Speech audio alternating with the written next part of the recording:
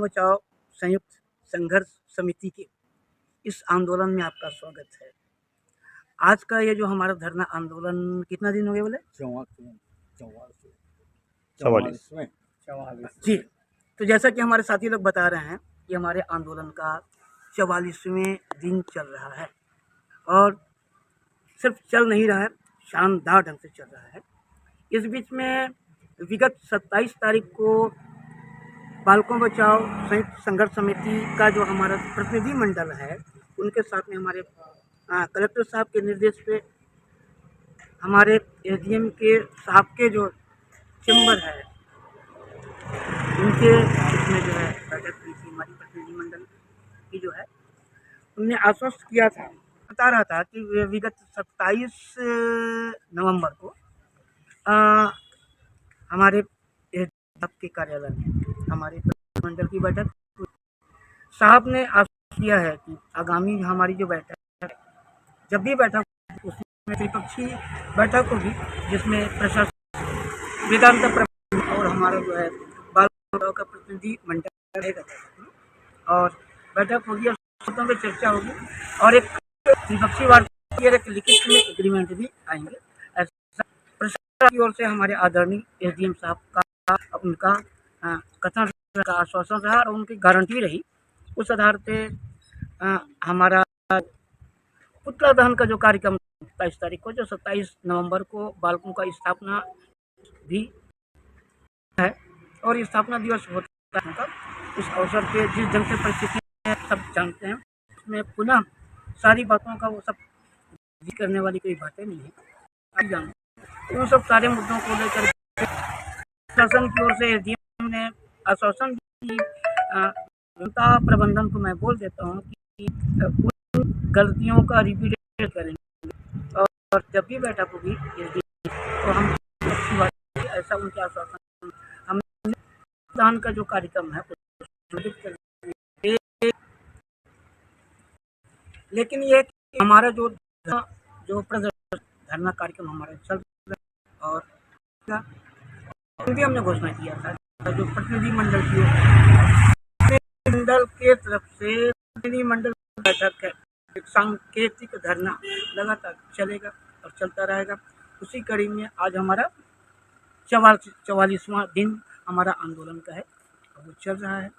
तो साथियों, जब एक सम्मानजनक ढंग से एक समझौता आ जाएगा, उस दिन यह हमारा जो है धरना जो है धरना को अपन समाप्त करेंगे। फिलहाल तो हमारा धरना जारी है, शानदार ढंग से जारी है और पूरे बालकों परिवार का इस धरने पर, इस आंदोलन पर, इस धरने के जो भी मुद्दे हैं, अब कंप्लीट मुद्दे हैं, केवल बिजली पानी और वो सब छोटे छोटे हॉस्पिटल की और ये क्या नाम है आपका लोगों का जो बकाया राशि है, ऐसा नहीं, तमाम मुद्दे हैं। आने वाले समय में उसने एग्रीमेंट का उसने उल्लंघन किया, शेयर परचेज एग्रीमेंट का, स्टैंडिंग ऑर्डर का उन्होंने उल्लंघन किया। तमाम जो नौकरी चाकरी हैं, 62 साल की नौकरी हो चुकी है, उसका उल्लंघन कर रहा है मैनेजमेंट और भी अनुकंपा ने जो बंद कर दिया है तो लंबे समय से। और आपको मैं बता दूं इस मंच के माध्यम से कि पहले वेदांता के पहले हम 1 लाख टन हर साल हम प्रोडक्शन देते थे एल्युमिनियम का, उसमें हमारा बालकों परिवार या ये बालकों नाम का जो हमारा सिस्टम है 8,500 रोजगार उपलब्ध कराता था। आज के डेट में मैं आपको बताना चाहूँगा कि 6 लाख पर ईयर जो है प्रोडक्शन का इनका टारगेट है। ऐसी परिस्थिति में जब 1 लाख टन में 8,500 नौकरी, सरकारी नौकरी, रेगुलर नौकरी देता था, तो आज के डेट में आप लोग हिसाब किताब कर लीजिए कि कितना नौकरी देना चाहिए। मैं आपको बताऊं, एक्चुअल यहाँ की नियमित नौकरी का पोजीशन मुश्किल से 700-750 रेगुलर कर्मचारी हैं, मुश्किल से 700-750 रेगुलर कर्मचारी, जिसमें आप 6 लाख टन इसका प्रोडक्शन है। तो हिसाब किताब कर लीजिए कि रोजगार की कैसे चोरी कर रहा है।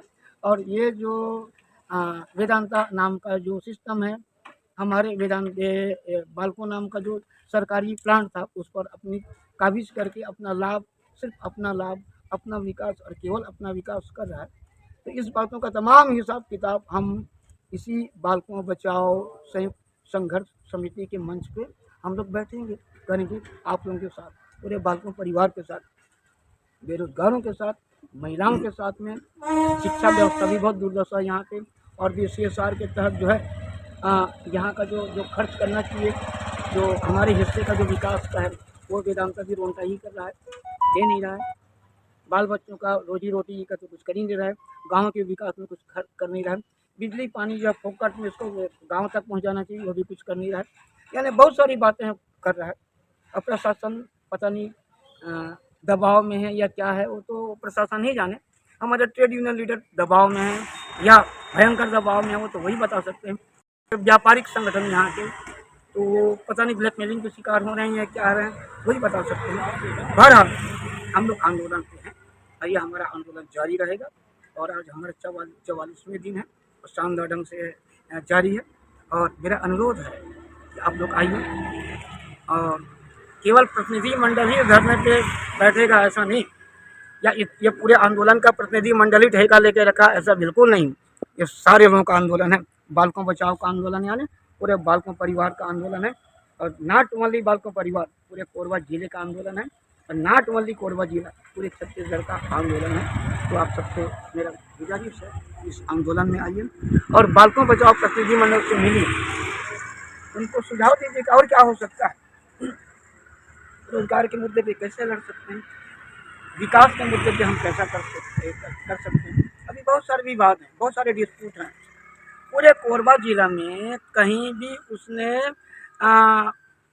3 या 4 मंजिला बिल्डिंग बनाने के अलावा कहीं पर कोई अनुमति नहीं। लेकिन हमको जानकारी मिल रही है कि इसी जिले में प्रशासन के द्वारा 9 मंजिला 10 मंजिला बिल्डिंग बनाने का इनको परमिशन मिल गया। विधानसभा कहाँ से मिला, कैसे मिला, ऐसे बहुत सारे डिस्प्यूट है, बहुत सारे विवाद हैं, जिस पर हम लोग चर्चा भी करेंगे, खुल के चर्चा भी करेंगे इसी आंदोलन में, इसी मंच पे, इसी आंदोलन की हिस्सा बनकर। तो बालकों बचाओ संयुक्त संघर्ष समिति की ये जो 44वां दिन के आंदोलन में आपका स्वागत है। और इस 44वां दिन के आंदोलन में हम इसी जगह पे बैठेंगे और चर्चा भी करेंगे कि यहाँ की परिस्थितियाँ क्या है, डिस्प्यूट क्या है, और इस मुद्दे पे हमारा वेदांता प्रबंधन क्या सोचता है, तो हम लोग बैठ के चर्चा भी करेंगे। तो इन्हीं शब्दों के साथ मैं अपनी बातों को समाप्त करता हूँ, और आपके तमाम कमेंट्स का हमको इंतज़ार रहेगा।